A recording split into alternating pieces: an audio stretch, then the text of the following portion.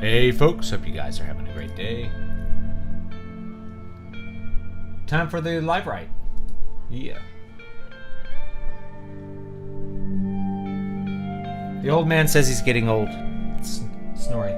We got a little bit of a storm.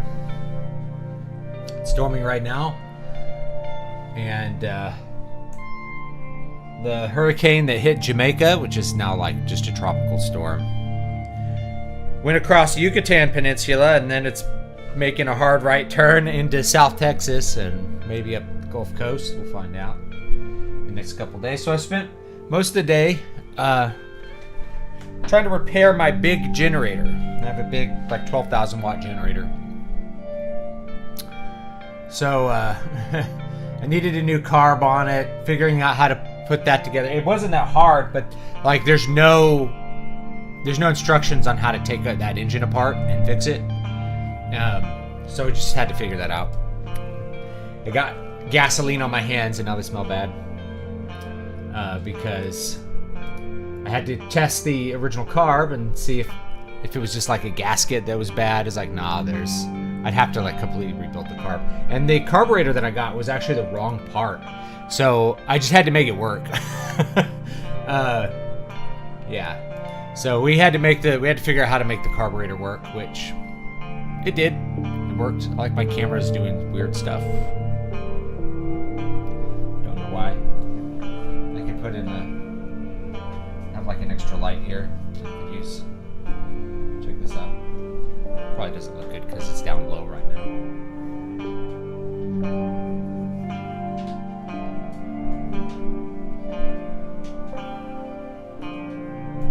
There it is. No?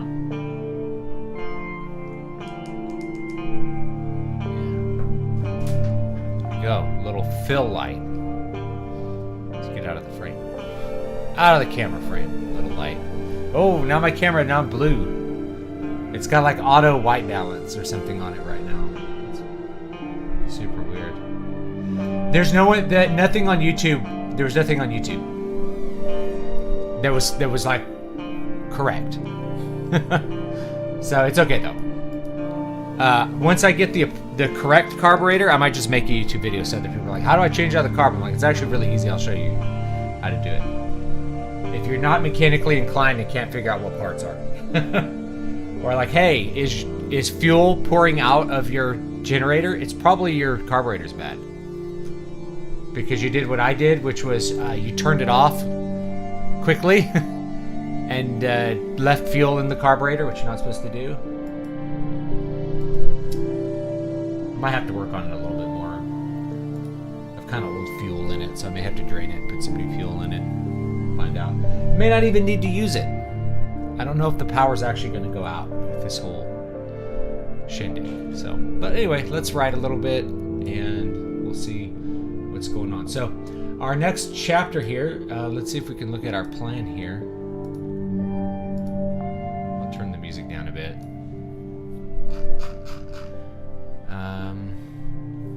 Yeah. Oh yeah, we're going to meet this guy living in a ruined castle. Right. Okay.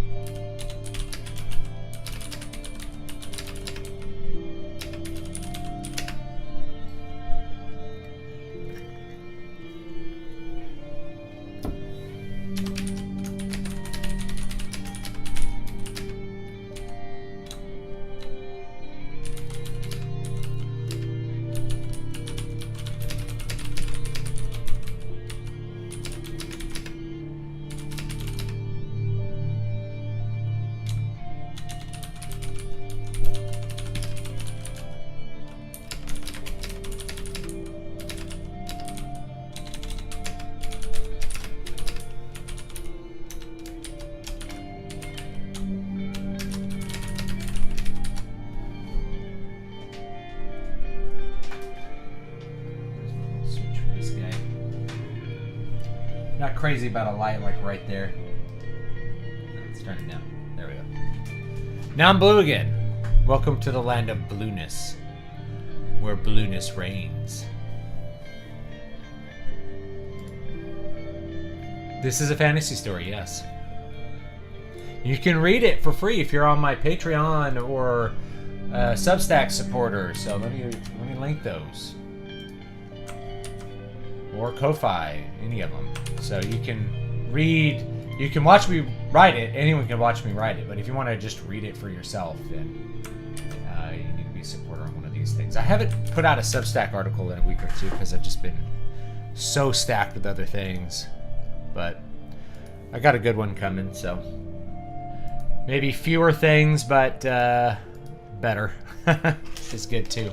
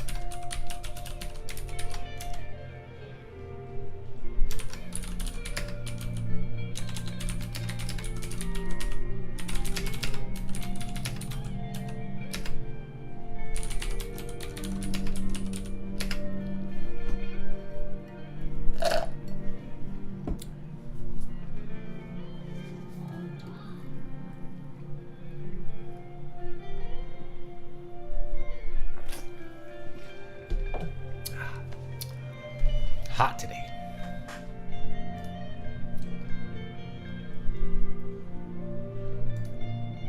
If you want to check out the music, it's over here. Music is also free.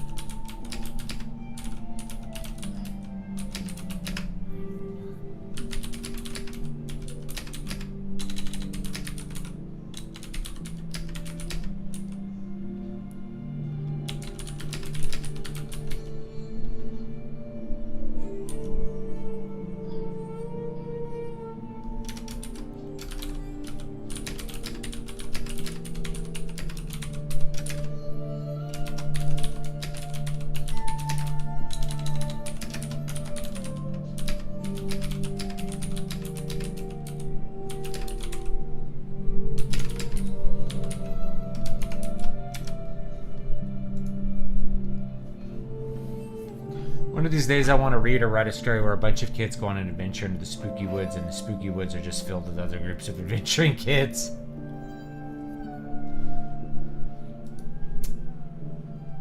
That can be like a pretty good twist, you know?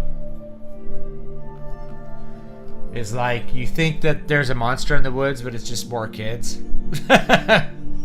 You know? Know what I'm saying?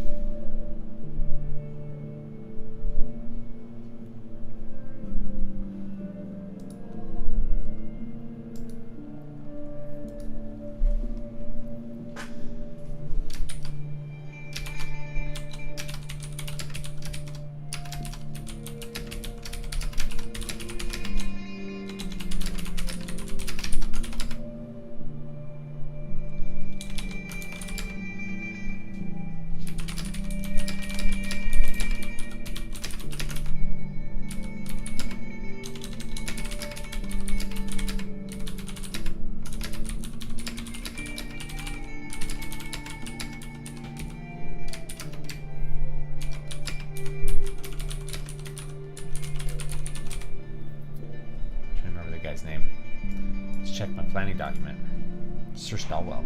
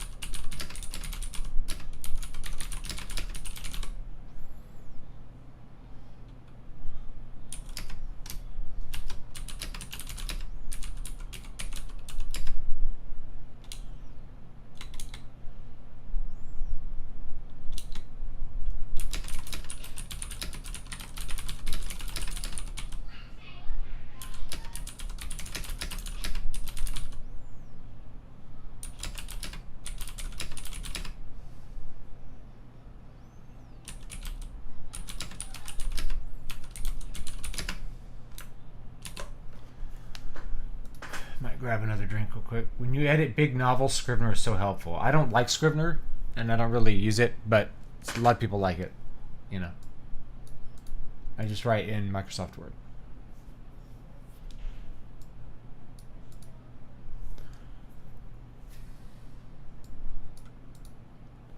You know, so I just keep everything as separate, like documents. You know, I have like a planning document. The one that I liked for writing screenplays had a lot of those Scrivener features. It was called Final Draft. I don't know. It was like the industry standard in Hollywood, and it was kind of cool because you could have reports on like what every character was doing and where all of his lines are. So it made it really easy to figure out how much screen time a certain character would have, or like how many scenes he was in. So it was really useful for like figuring out a lot of that micro stuff, you know, versus like in Word, if I want to figure out, you know, how much is Alfred in. I don't keep track of prose writing like with scenes the way people do with screenplays, but you get the idea, right? You can see Victoria shows up in chapter 3, right? It's a little quicker to search for like characters if you have that feature. But because I don't think that way or write that way, it's just not a feature I use. You know. The knowledge about cooking in the mountains seems a little odd for a medieval setting. Besides, even at the height of 9,000 feet, the boiling point of water is still 203 degrees Fahrenheit. The thing is, I mean, I'm going from my experience camping in California. But you find a lot of this stuff. I mean, if you look up a lot of medieval stuff, people knew how these things worked. Then you had to boil things longer if you were in the Alps, right? Things boiled at a lower temperature, which meant you had to cook them longer. Even if it's like 20 degrees less, it can still make a big difference in what you're cooking, which is why people use pressure cookers in some places, right? Or why you might see high altitude cooking instructions is because even when you're baking something, the water will evaporate out of it quicker than you realize. It's kind of interesting stuff. So the point is that that's a bit of knowledge about like Victoria's book learning. You know, that's what that's about. You're just kind of reinforcing the reinforcing the characterizations there.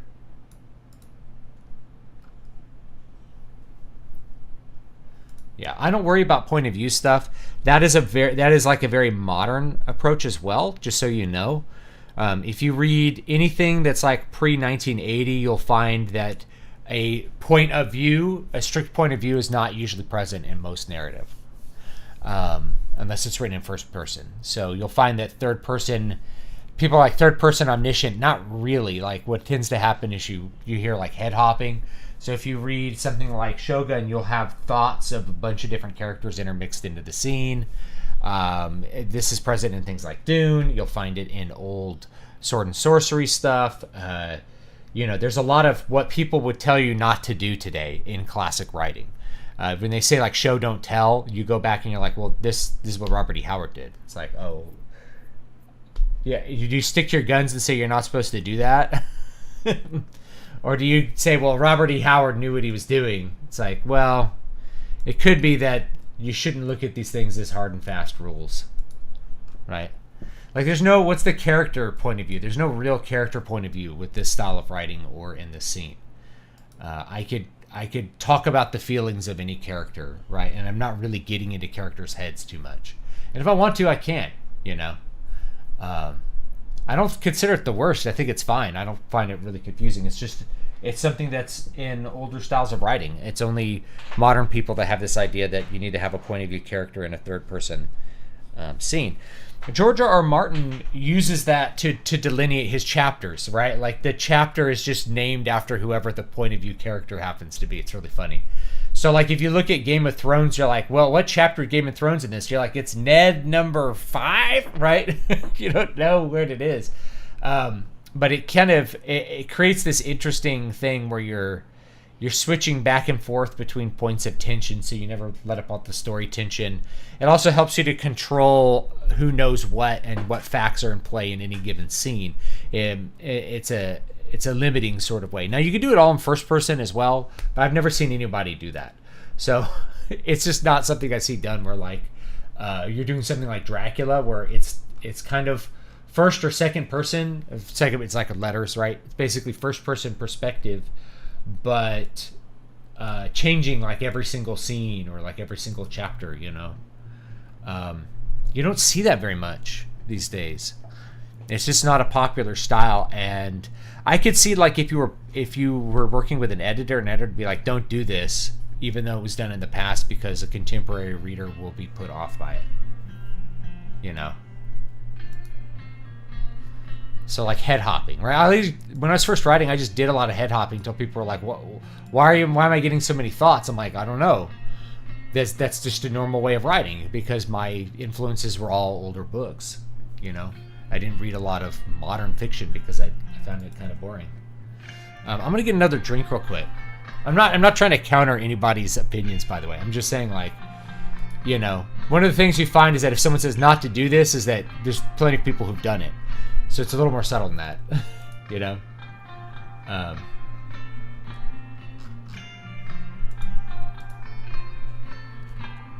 right, I'll be right back. Let me get a drink.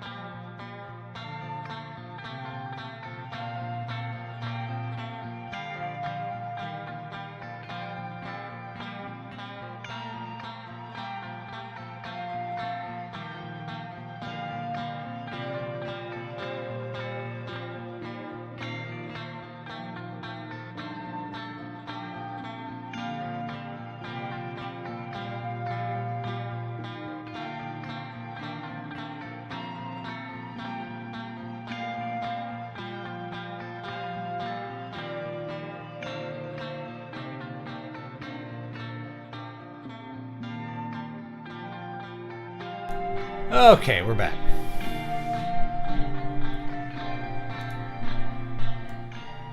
Improvised minimalism is what this was. Yeah, there's a lot of head hopping in Dune. There's a crazy amount. And that's why I think Dune is so hard to adapt. There's so much inner monologue from like every character all the time, you know? How do you adapt that? It's really hard to put that into just a purely visual dialogue medium. So maybe I'll stick with the like Dune is unadaptable perspective.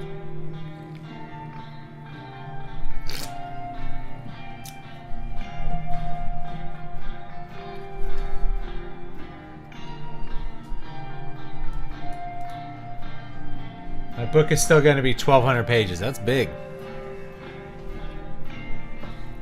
My inclination's to cut those into smaller pieces.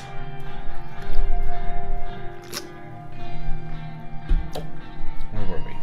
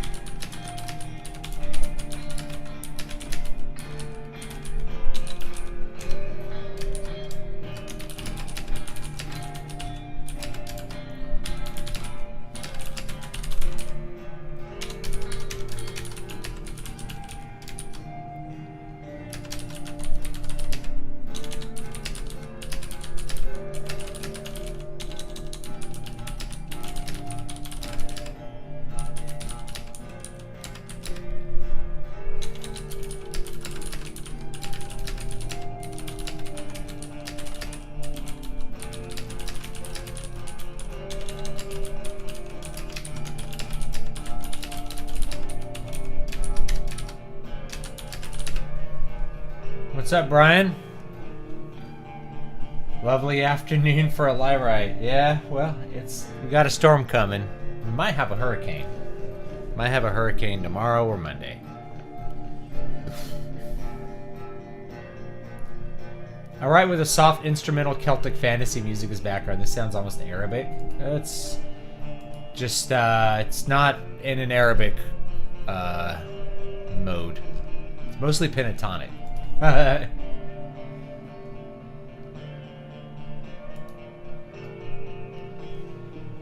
Yeah, let me see.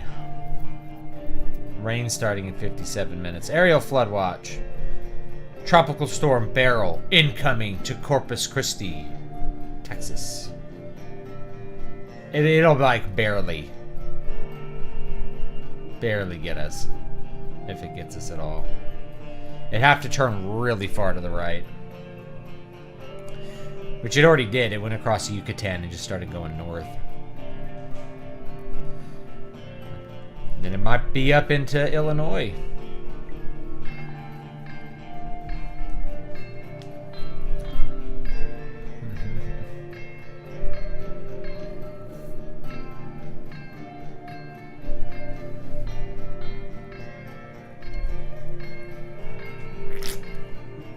Yeah, I like Malazan. I like the first Stormlight boats.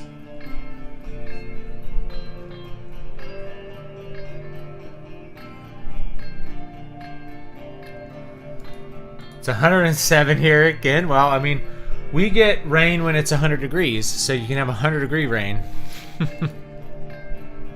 Which is interesting. It usually cools off quite a bit once the rain falls down, but like, yeah, we get rain when it's hot.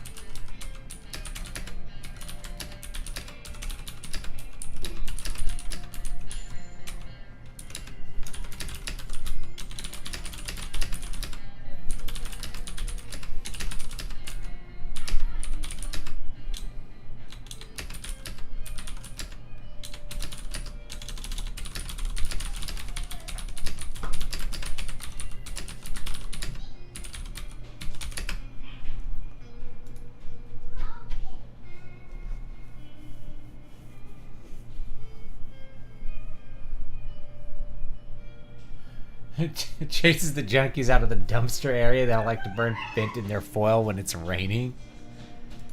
Is fentanyl, I mean, do you smoke fentanyl? Is that how they do it? Do they like freebase fentanyl? I really don't know how people take fentanyl.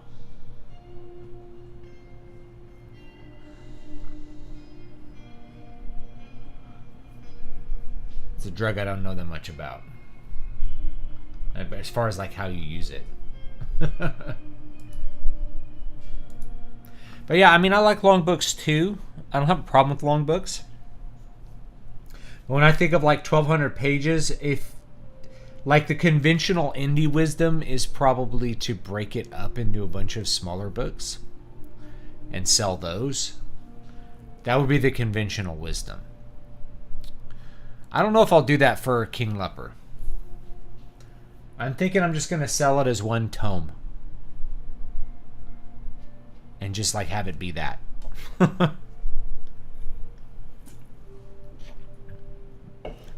Because I could crowdfund it for a higher value, you know.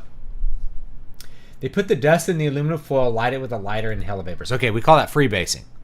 Back in the old days, we called that freebasing. People used to do that to coke and other things too, but mostly like crack. And you did it, I'm not sure, people didn't really prefer it. They did it because they didn't have a crack pipe handy necessarily.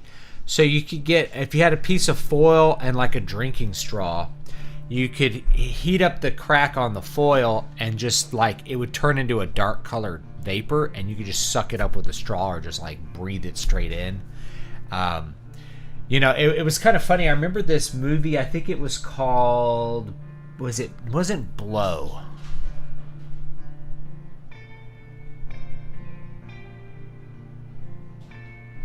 I'm trying to remember what it was. But it showed this couple like freebasing cocaine, right? And they're freebasing cocaine and then they basically have a crack pipe in the movie that they're like sucking the vapor up with. I'm like, no, you just stick the crack in that crack pipe and light it up. You don't do this freebase. Like, freebasing is what you do when you don't have a kit to do drugs. It's kind of like heroin addicts that can't afford their own needles and crap. You know what I mean? Yeah, we call that freebasing. But like freebasing was like what the mega junkies did because they had nothing. They'd sell their crack pipes for crack, you know? And they'd steal straws from McDonald's or whatever and use those. I like the occasional long book, but one series I started only has the first book in print because the second book was too long for paperback. Makes me very sad. I like having the physical copies. Now that's something that's actually worth considering if you're going to release a 1,200 page book, is how you're going to print it. Because for most print-on-demand applications, there's an upper limit to how many pages you can print. And you can find it on Amazon. Pretty much Amazon standard is not going to be too far away from anything else like Lulu or Ingram Spark. Now there's ways to get longer books into print, and I can actually talk about a couple of those real quick. But I think 550 or 600 pages is like the max for like the print-on-demand hardbacks, and I think the paperbacks are around 600 pages too. I have to look it up because I looked it up for the hardbacks and there's like an upper limit. But one of the ways you can get around that, just by the way, is something like this.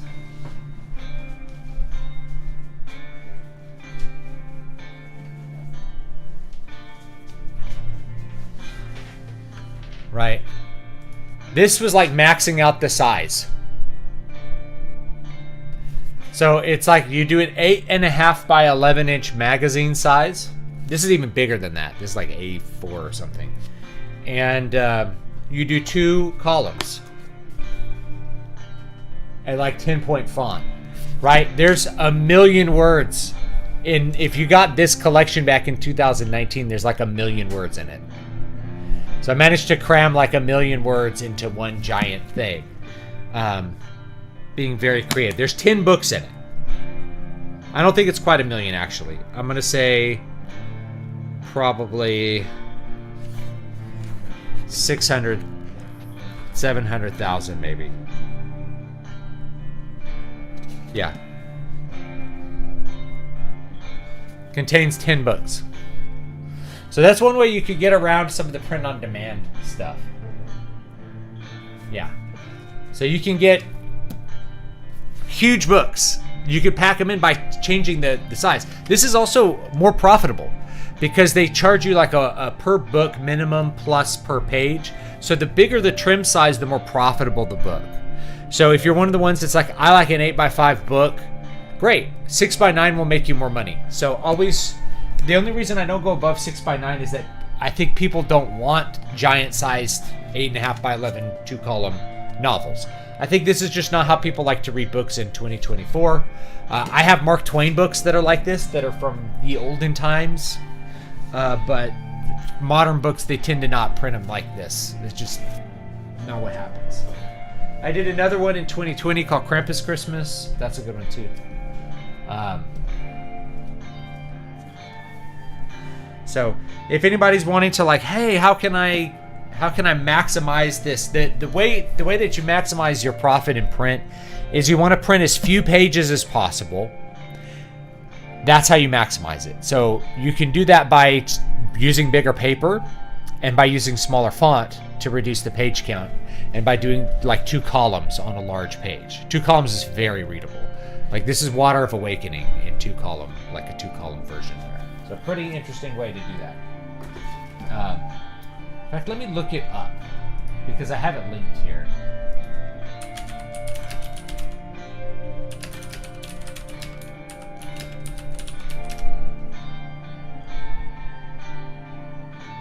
All right. Yes.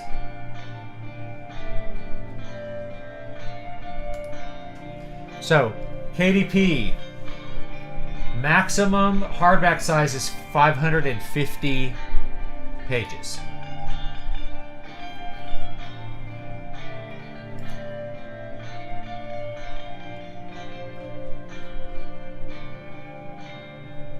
Let me see if I can find another one here.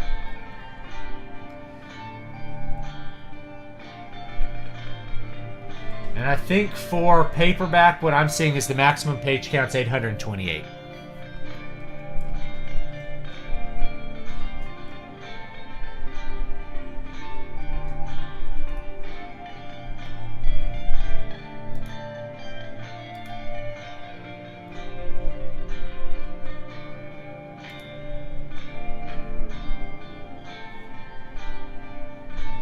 Seen some other stuff that says like you can do up to 590 with a hardcover. Yeah. 828 paperback, 550 hardback is what I'm finding. So I don't know where you got the 1200. You might want to double check that. Other printers might do it. But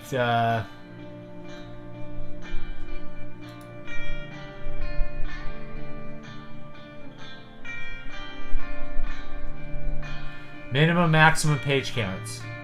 Here, I'll link it real quick so you can check it out. I'm not seeing 1,200 pages. Okay, I'll link it. There it is. So, yeah. So what I'm finding for this is, 6x9 black ink and white paper, 828 pages is the max. Cream paper, 776.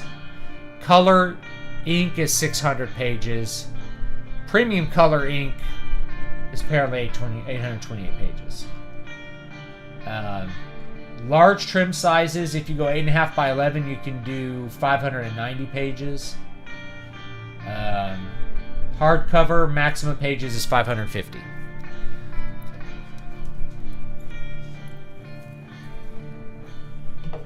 It doesn't mean there's not a printer who'll do 1,200 pages, but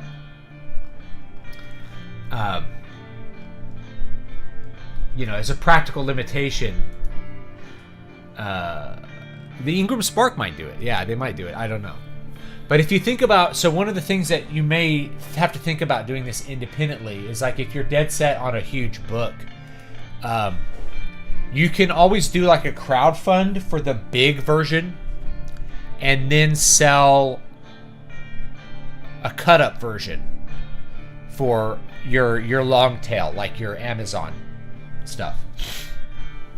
So like if you do a crowdfund print book, you could do the big giant volume. But then you might want to split it into 3 to sell it on Amazon, or take everything that you've written. If you have like a trilogy of 1,200 page books, break that into 9 books. Those are still big books, right? They're like 400 pages.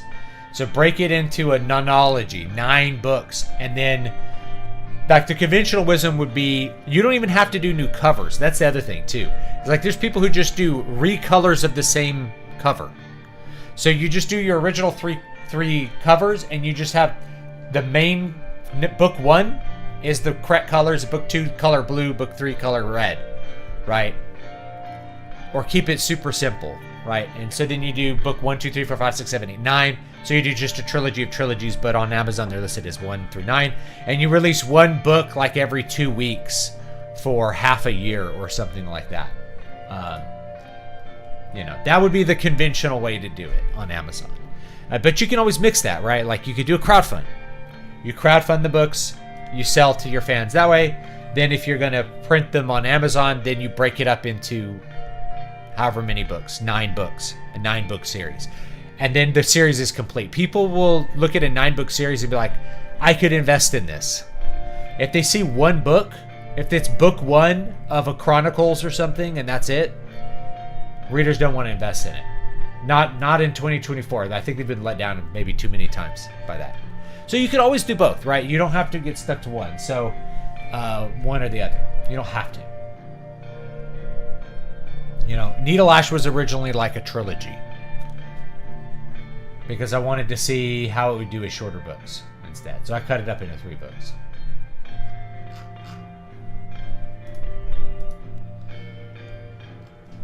All right, let's keep writing. Anyway, that's some good fun technical stuff to look at, right? The beauty of like print on demand here. I'll show this on my screen here. The beauty of like doing print on demand Kindle stuff is that you don't have to keep shipping the books. People order them and Amazon just sends them to you and cuts you a check. So that's really like after you do any kind of stuff where you have to crowdfund, you want to put it on Amazon for like the long tail stuff. It's not picking one or the other. It's like picking an order, doing one then the other. At least that's how I would do it now. Yeah. So anyway, here's their requirements. $5.50. So I kind of figured out. So you can. Here, let me pull it up. Maybe I just have it here. Is this it? Let's find out. This is not the current version. Let me see if I can find it here.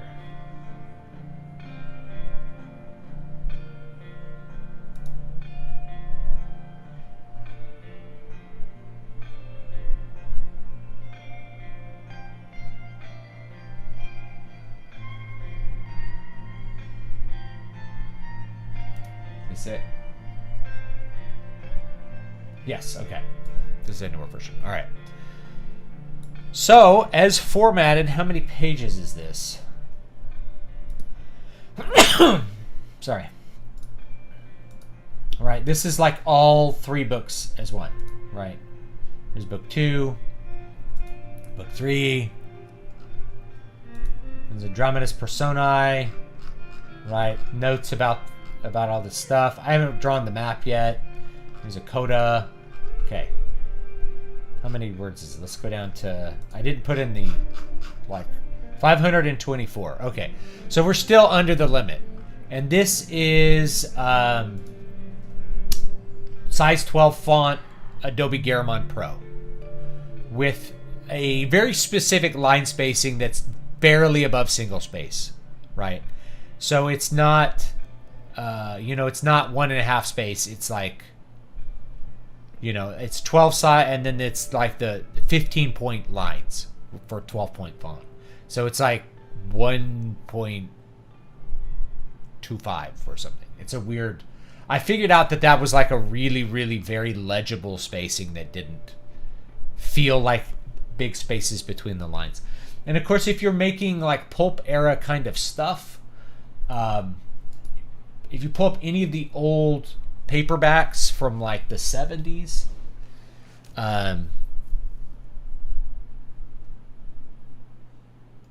you'll find that they use like the smallest font possible, the smallest spacing, to cut down on the number of pages.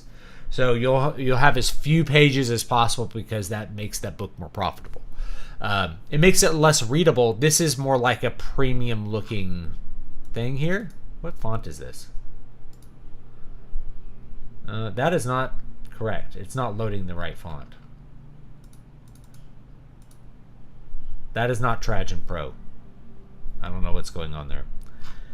Adobe does this sometimes. If you let Adobe manage your fonts, it will just disappear certain fonts, which is really dumb. That's why I'm like, if I really like a font, and I hate to say pirate fonts, but like the fact that Adobe can like not have my font there is really stupid. That's a really dumb thing. Yeah. 635 pages for the full book. Georgia 12 point. Yeah. I wouldn't use. I mean, Georgia's fine. Georgia's a little more compact. Georgia's made for like display fonts. It's like whatever you like to look at. Georgia's okay. Times New Roman is fine. People are like, don't use Times New Roman. I think Times New Roman looks fine. 99.99% of consumers do not care. As long as it's a serif font, it looks fine. Garamond takes up a little more space than Minion. So let's compare real quick here. Here's Garamond, and if I do this, let's see if I have Minion installed. Minion? No, I don't. What about?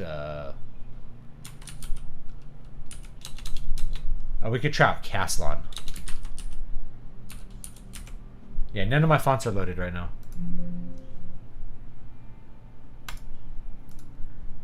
In fact, this isn't even Garamond. This is like Times New Roman. You know, you can tell really quickly is if you type a capital W. No, that's Garamond. So Garamond's loaded. I don't know why I don't have any of my other fonts. Whatever. We don't need to worry about it now. But if you use something like Minion, it's a lot tighter. So you can kind of shrink sizes that way. It's all what you want to do, you know, what kind of reader experience you want to have. If you want a really good reader experience or not. Or if you need to cram stuff into pages. I like my books to feel really premium. My printed books. So I tend to use like 12-point font. 12 is a great size. It's very legible.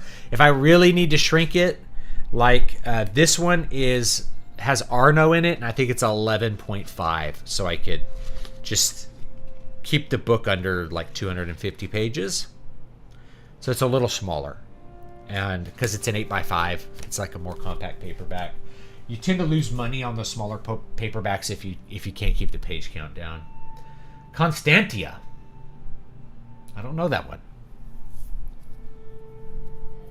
Yeah, Georgia's looks really good on a display, and my understanding was it was designed for like your monitor. I don't know. Garamond is it's a good choice. I would recommend Adobe Garamond over, like, if you have a Mac, you may have a System Garamond installed. That's ITC Garamond. I'm not as big a fan of it. It has a really high X height, which just looks a little awkward sometimes. It's not my favorite. I like the more gentle Adobe version of it. All of them are fonts that are from the Renaissance based on Carolingian fonts. So, if you ever hear anyone say that there was some sort of like dark age in the Middle Ages, the Dark Ages, You can tell they don't really know that much. You guys, we write in Carolingian minuscule. Our writing was invented in the 9th century under Charlemagne. You know, it's medieval. There were more books written in the 9th century than, like, we have more books from the 9th century. I think this is correct. We have more books from the 9th century than all prior centuries combined. But it's the Dark Ages. The Christian Dark Ages. There was more theology books written in like the 9th century. Actually, the church fathers, right? There's more religious writing than all the writing that's existed in antiquity, right? There's more Christian writing than all books written in antiquity. By the 9th century, like just in the 9th century, they had written more than anyone else had ever written before in the history of man. And that was just Christian scribes copying things and writing new things. Wingdings. Looking at Minion on my computer right now. I like Minion. It's it's like a very bland font, but that's good. Like, it gets out of the way versus like, I want a pretty Garamond font. Garamond to me, I know this is the dumb thing to talk about, but like, I think it looks good on 6x9s and it doesn't look good on 8x5s. Times New Roman, I think looks good in 8x5s, but doesn't look good on 6x9s. And I think Adobe Arno is really good for anything, but it looks better as on a smaller page. Same thing with Minion. I think looks good on a small page or in columns. Like if you're doing 2 columns, like a magazine, I think it looks really good. Times New Roman was meant to be read in newspaper columns, so it looks really good in that, in my opinion. I think it's a great font. Very underrated. How much time do we have left here? We got about 30 minutes.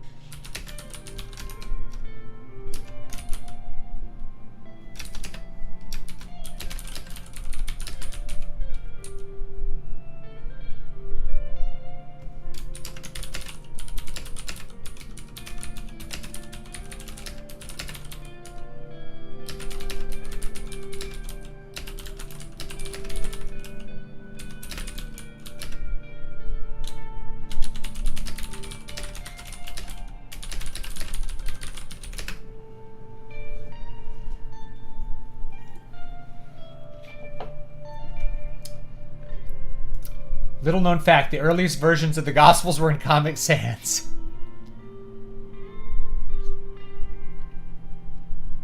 So, hey, you guys like punctuation, right? Hey, that's a Carolingian Renaissance thing. You guys like lowercase letters. Carolingian Renaissance. You like spaces between words? Thanks Charlemagne. He's a man who loved to read but couldn't write. He said it was too hard to hold the pen. It was too hard to do it. He couldn't learn it as an old man. Couldn't learn it. So, like, a lot of the things that you think of, I mean, it's just one of these funny things thinking about the medieval period. Is like, there was so much that happened. The largest economic growth possibly in the history of man happened in the Middle Ages. You know, the biggest population explosion, the biggest economic growth, the biggest technological growth besides the 20th century was like in the 9th and 10th century. But the rhetoric is that there's some magical Christian dark ages that people emerged from in the 18th century when bad philosophers started writing treatises on like what they perceived of as the problem of evil, having forgotten everything that came before them. No, the Middle Ages were a period of economic growth, massive population growth, technological growth, intellectual growth. All universities were founded in the Middle Ages, like not all of them, but you know. Like the university system was created by the church in the Middle Ages. The scientific method was created in the Middle Ages. All the painting techniques that you think are so great about the Renaissance were just extensions of things that were in the medieval period, right? The idea of the Renaissance is really a Middle Ages idea. The idea that you're going to reawaken into a great new age is just something that people thought of in the 14th century. Music writing was developed in the Middle Ages. You know, no one had written music down before the church was like, it'd be really good if we could all sing the same hymns and chants. Let's invent a writing system for that, you know? It's great, right? The Middle Ages were a really profound period of growth, culturally, economically, in terms of literature, right? Like, the Middle Ages were a big, big deal. It's why so much stuff is said in the Middle Ages, as that kind of the Romantic period looked back on the Middle Ages as really a golden age. Now, that may not be completely appropriate because there were bad things in the Middle Ages too, but the idea that there was this like dark age, turns out, nah. You know, was there a dark age in Scotland? Well, Scotland was never bright, you know. In the steppes of Europe, what happened in the Middle Ages is completely illiterate people who lived in mud huts were civilized in the Middle Ages, right? The horrible Vikings that came down and, like, you know, attacked the monasteries, they all converted, right? So the story of the Middle Ages is not a dark age. It's the remnants of the Roman Empire civilizing the rest of the world. So in Western Europe, they civilized the Germans, the Vikings, right? The Scandinavians. In the Byzantine world, what did they civilize? They civilized the Northern Balkans. They civilized the Slavs, the Rus, Russia, the East. All of these very wild places where there was no history and like almost no writing were civilized. Cyrillic writing was invented so that you could spread the gospel. It's named after Saint Cyril. Saint Cyril didn't actually invent it, but it was named after him in honor of him. And it was so that you could basically create this liturgical language called Old Church Slavonic that you could people could generally kind of understand as a made-up lingua franca for liturgical purposes in the East, and then people could understand the Bible and could read it, right? It was a way. You invented writing so that you could spread the gospel. Wild to think about. Often overlooked by your fedora tippers who don't like the Middle Ages because everybody had a religion. The idea of the Dark Ages was Rome nostalgia. So I think it comes out of certain Enlightenment mentalities. The people believing that they're becoming suddenly enlightened when other people weren't, right? Which is a massive arrogance. But also there was William Gibbon's The Decline and Fall of the Roman Empire, where he tried to blame the fall of the Roman Empire on Christians. Modern historical perspectives, as an armchair historian, listening to other historians, is that most of that was bullshit, right? That the Roman Empire did not decline because of Christianity. Because you could just look at the Eastern Roman Empire and it didn't decline because of Christianity. It survived for another 1,000 years as a Christian empire. So that just doesn't hold water. Rather, what happened was the Western Roman Empire had a succession of crises that transformed it from an empire with a centralized autocratic state centered in Rome, actually Milan by that time. The emperors didn't live in Rome by the fall of the Roman Empire in the West, just so you know. They lived in Milan. Milan was like the cool place to be. But converted it into a bunch of kingdoms. So there was the Ostrogoths, the Visigoths.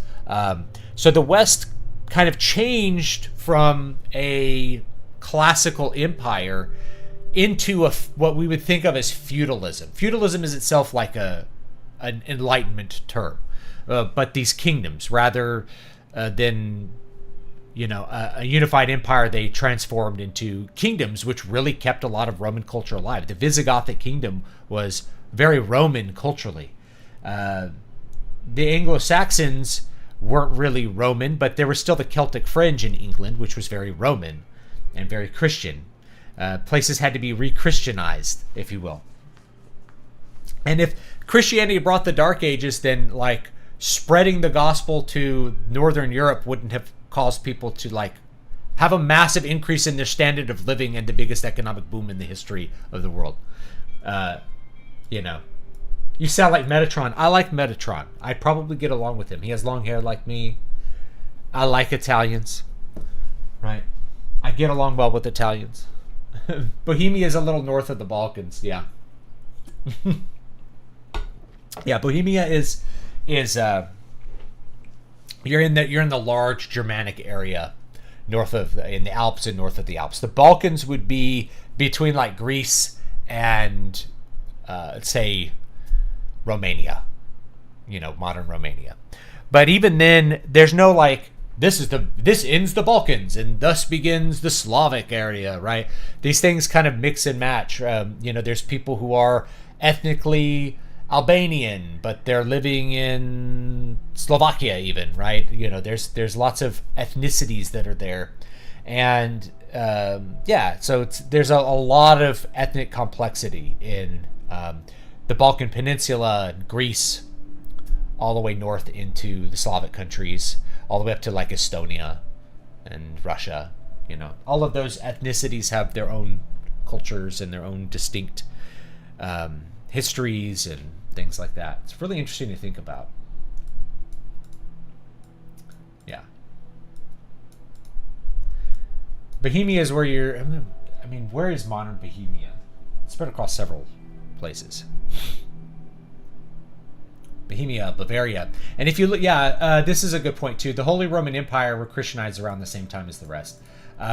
So if you look at Germany in the Middle Ages, you're not going to see Germany, and you're not going to see Austria until much later, right? What you see is a bunch of princedoms. Like it's a hyper-complex political environment where there's a bunch of little princedoms, a bunch of barons. There's a Holy Roman Emperor like the Ottos, but they didn't necessarily just like have full control over all of these little princedoms in Germany. The modern German state, like the modern idea of the nation state, is really modern, and a lot of countries didn't fall into that paradigm really until we created the modern nation state. It's like Germany was the area where people spoke German or Germanic languages. Yeah, Germany as a unified country is younger than the United States. It didn't really become a thing till the 19th century, is my understanding. I'm not a German historian, right? But like if you look at medieval Germany, it's like there was no country of Germany. There were all these different little areas, and there might be multiple princes in that area. There's like, this is Bavaria, and there's like 4 different princes in Bavaria, this is Switzerland. There might be multiple things there. And then northern Italy was like chaos. The Lombards, and then there was the Franks were in charge of Italy. Then you had, at one point you had Sicily was conquered by, I think the Normans conquered Sicily at one point. right? Like Italy's history is just bonkers in the Middle Ages. They had republics. They just had full republics in the Middle Ages and some of them have lasted for like 1,200 years. These little republics on the Italian peninsula, run by like, consortiums of merchants and autocrats. Really, really cool to think about. There's Prussia, Bohemia, Hessia, Bavaria. I know I'm forgetting like several other regions. There is a German culture and ethnicity, though, I agree. But the point is that, like, politically it was really complex. It wasn't a unified central state in the Middle Ages. That, even when there was an emperor, it wasn't particularly unified. Thank you for the super chat, Sound Engraver. I really appreciate it. But, I mean, and the other thing, too, this is a point I've seen several historians make about ethnicity, right? We have this idea of, like, the Franks. The Franks were... Not everyone in the Franks was Frankish, right? There was probably several tribes.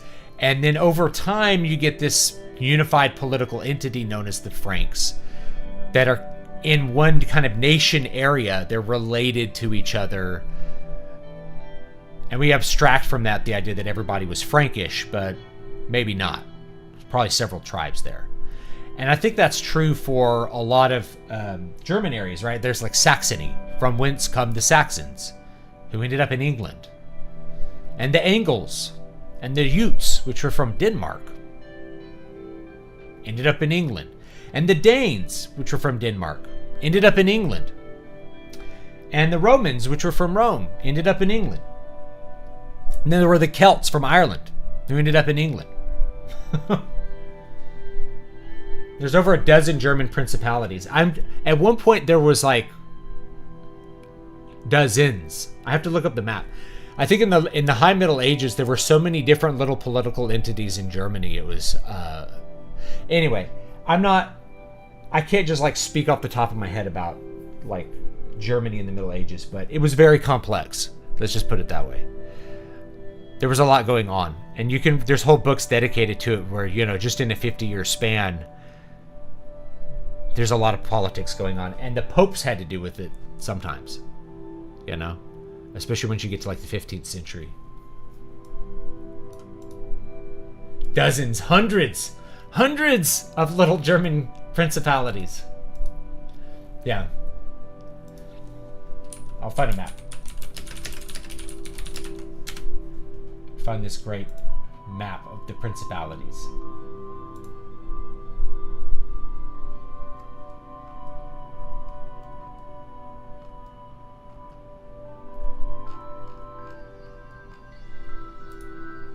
Oh, here you go.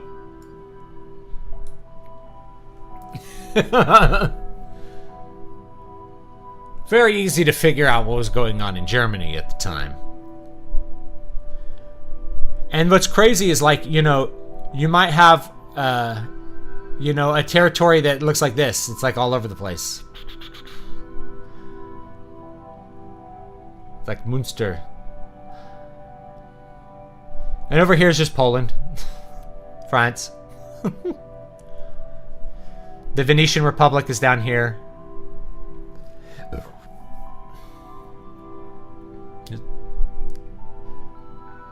I think there's a Kingdom of Bohemia.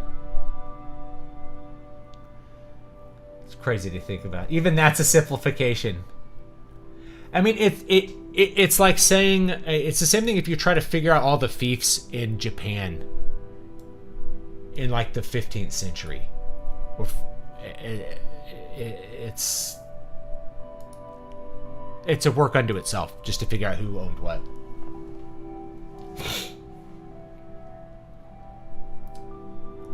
It's crazy.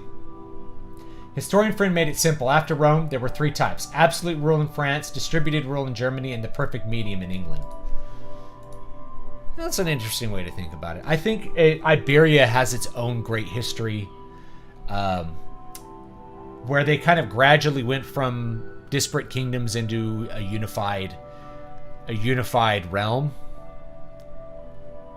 with more absolute rule. It's kind of interesting with France too, because the King of France only controlled a small portion in the middle of France. The King of England had more French lands, but over time he like ended up controlling all of France. And he would do things like when you capture like part of the English holdings, you don't give it to any lord, you just know that's the king's land now. So you eventually end up with large holdings.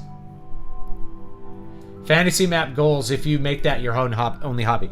So in like Water of Awakening, that takes place in what I call the petty kingdoms, which are kind of a rough approximation of kind of what I view as medieval Germany, going all the way into like the Rusland, Russia, where it's basically city-states. It's a polis and the outlying land, and you might have a jarl in the next area over that just doesn't really recognize that city-state, and you just kind of live with that tension. There's no country, there's no central government. It's just a bunch of little city-states in competition with each other, sometimes fighting with each other, sometimes not. I read a book about a German mid-sized companies and why they are market leaders in their niche, and one root cause identified was this very map you just showed. Yeah, there's so much to learn there, right? That could be a university course of study by itself. It's just Germany in the High Middle Ages. And I not to keep pontificating, but I might as well because it's fun. But I heard this as well with analyses about why the Protestant Reformation happened. If you notice, it happens in Germany, and it happens in Germany because there's no separation of church and state. So it happens politically in all of these little separate little princedoms as a political thing. It's not like everyone in Germany became Protestant. Like half the places remained, Catholic, Western Catholic, and then a bunch of them became Lutheran for political reasons, maybe. And if you happened to live in that principality, you had to be Lutheran. If you were in Leipzig, you were becoming a Lutheran. It didn't really matter what you wanted. You had to go along with it.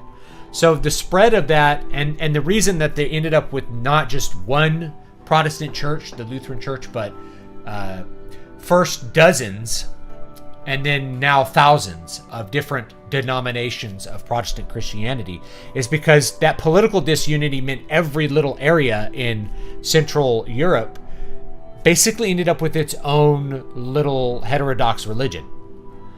And it might be similar to someone else's, or it might be different, or it might be worth killing that other person over. There was attempts to establish radical Reformation kingdoms in Germany that didn't go so good. But the point was that that political disunity allowed for a lot of the Protestant ideas to not just spread, but be instituted in a bunch of little tiny top-down ways, and for a bunch of different opinions to spread all over the place, whether it was Geneva or it was like any of these German towns where there would be a theologian who would maybe gain some influence, and then a bunch of the places would end up with a certain variant of Protestant Christianity during that time. That we roughly call it the Magisterial Reformation, which ends up being most of the mainline Protestant stuff, like Lutherans, and then the Radical Reformation, which ends up being things like Baptists, Mennonites, even the Amish are Radical Reformation people. So the Radical Reformation, and then these are areas, right? It wasn't like, oh, we're Radical Reformers. It's like the Radical Reformers could disagree on a bunch of different points because they were two towns over. It's crazy. Zardoz. I'm gonna do a analysis of Zardoz. Maybe if I have power this week.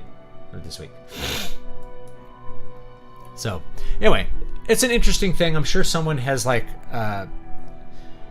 done some writing on it, like how the Protestant Reformation really spread because of that political disunity, where it didn't spread.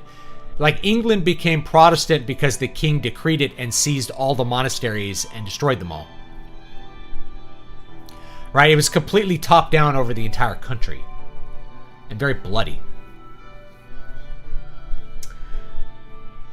France didn't become Protestant, and in fact, you know, there was a major heresy there in the Middle Ages called the Cathars that had to be put down because France was very politically unified, but the disunified Germany allowed for the ideas to spread, and there was no authority to really smash them down from above. You know, and once you kind of embrace the Protestant ethos, then like the threat of excommunication, or even what's called an interdict, where basically everyone in that area can't receive the sacraments till you fix something. That doesn't work, because it's like, well, we're just making our own church now, and I'm going to declare that no one cares about the sacraments anymore. Interesting. Anyway, all right, let's write some more. Instead of talking about the Middle Ages.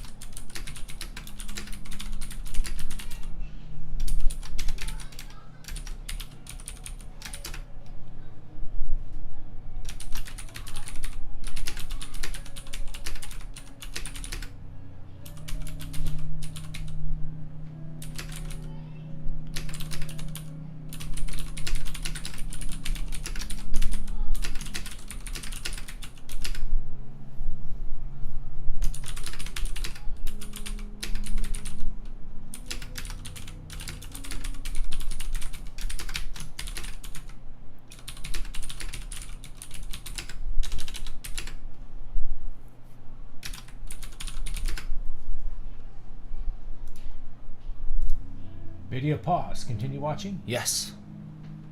More music. Yeah, it always is fun to talk about the Middle Ages. There's so much there, and there's so much to learn. You know, everybody's... I don't know. There's so much to it. I love learning about the Middle Ages. The Dark Ages, known as scholasticism, where we created universities and the scientific method. So dark.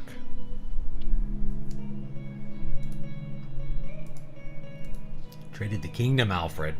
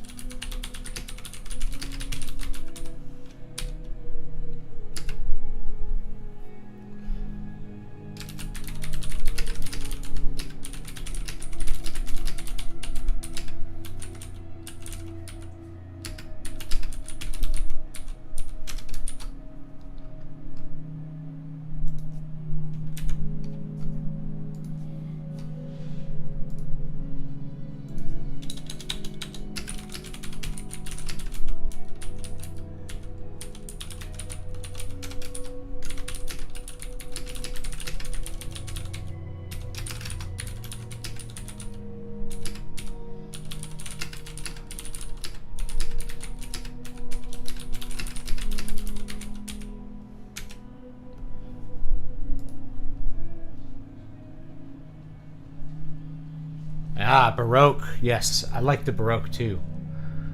I love Baroque aesthetics. Probably my favorite like aesthetic period. The art, the music.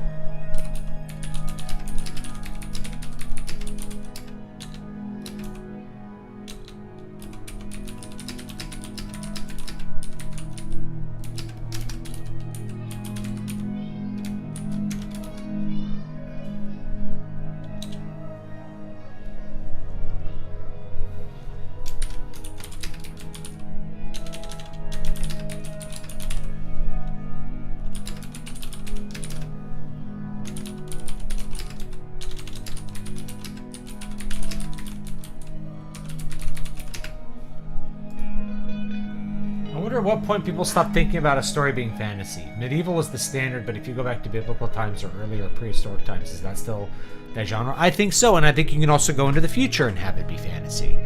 I think you can have fantasy with spaceships, right? Science fiction is really a subgenre of fantasy. So I think you can go in either direction and still have it be fantasy.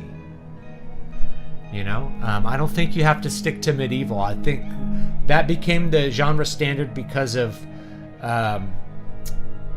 Tolkien plus a lot of other writers in the mid-century, including Michael Moorcock and even Robert E. Howard in the early 20th century.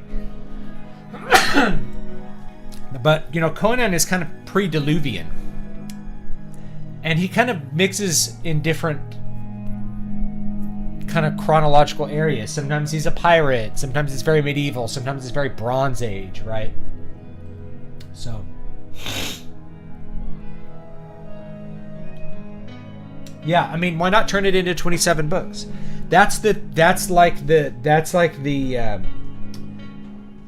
standard indie fiction thing, is to write, if you can write a 27 book series or a 30 book series, that's how you make $50,000 a year. If you can put it all out, especially.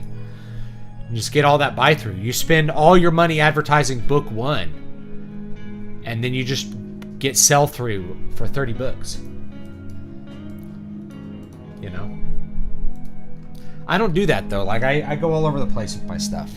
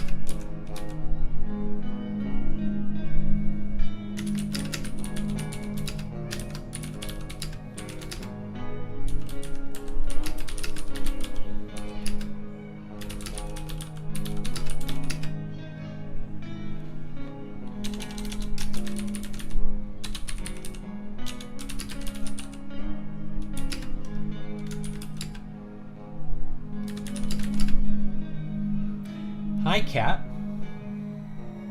No one can see you when you're sitting there. They can see this cat, maybe. I don't know. I got a little cat right here. Can you see her? There she is. She's right on the edge here. There's the kitty. Very nice kitty.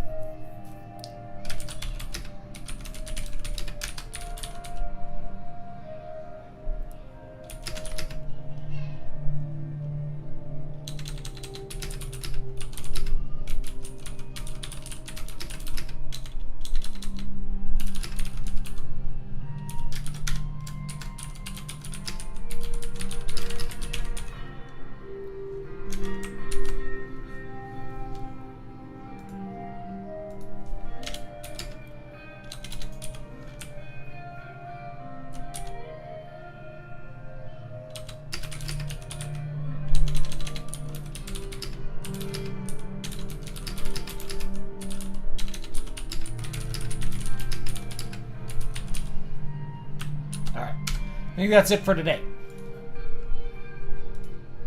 Yeah, that was fun. Oh, fajitas. Man, I got a hurricane coming. I'm gonna light up my griddle, a Blackstone griddle. We're gonna have a hurricane party. Should go record some music during the hurricane, like I did with the raining stuff. Let me find that one. Oh, this is it. This is it. People like this one. This is one of them. I recorded a couple songs in the rain. This one was funny because the camera cut off. So what I did is I did a radio fade and then had me like disappear. I used Premiere Pro to make me disappear. So I just like faded away as the music got quieter. It's a really cool effect. Here, I'll show you real quick what it looks like. So here's me. Playing on my porch. Playing some synth. Where do I start fading? Is it right here? Think about here, I start to fade away. You know, burn out, fade away. Is this it? Yeah, here we go. Look. I just start disappearing.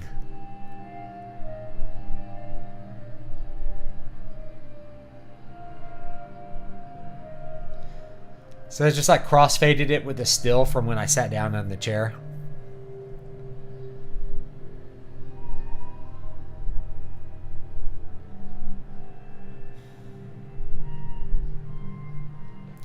It's like fade out the music.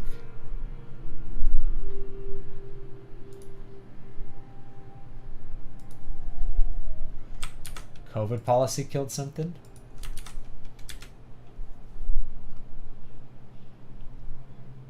They closed Casa Molina. Yeah, a lot of restaurants got really screwed over by the COVID thing. I remember a lot in Fresno in about 2007, 2008, where I used to play at all these restaurants. You know, I used to play classical guitar at them, and they pretty much all closed down. Here, you're dating for single and older men. It's not me. I'm older, but I'm not single. Nor do I ever want to be. Goodness. Having to spend energy trying to like capture the attention of a mate. Not for me. I spend a lot of energy on my wife anyway, though. But it's like, man.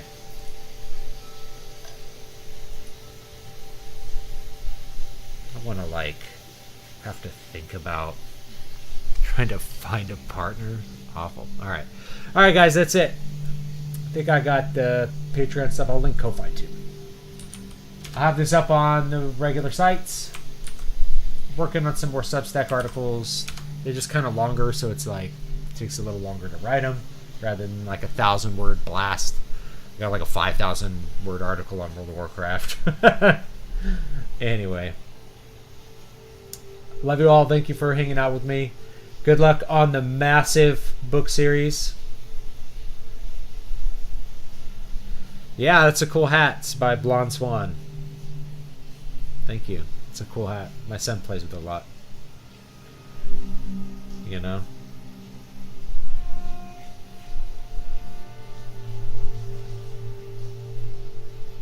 Some aesthetics here. Here, let me send you the aesthetics of the rain. This is real rain, you know? I was just on my porch and this is like the phone microphone. You can hear me like clicking the switches on my guitar and stuff. You can hear the acoustic sound of the guitar. It's just different. I kind of like that. You can hear like all the clicking. Like hear me clicking foot switches and stuff.